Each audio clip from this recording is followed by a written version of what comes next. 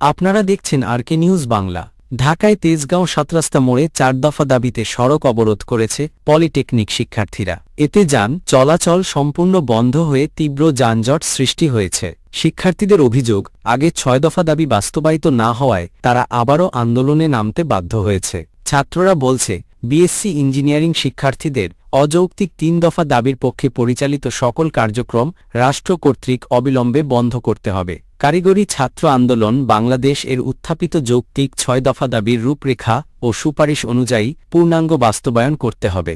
একই সময় গাজীপুরের চান্দনা চৌরাস্তায় উপসহকারী প্রকৌশলী পদ নিয়ে ষড়যন্ত্রের প্রতিবাদে ঢাকা ময়মনসিংহ মহাসড়ক অবরোধ করেছেন ডিপ্লোমা প্রকৌশলীরা। তাদের অভিযোগ, পদমর্যাদা রক্ষায় সরকারের স্পষ্ট কোনো উদ্যোগ নেই।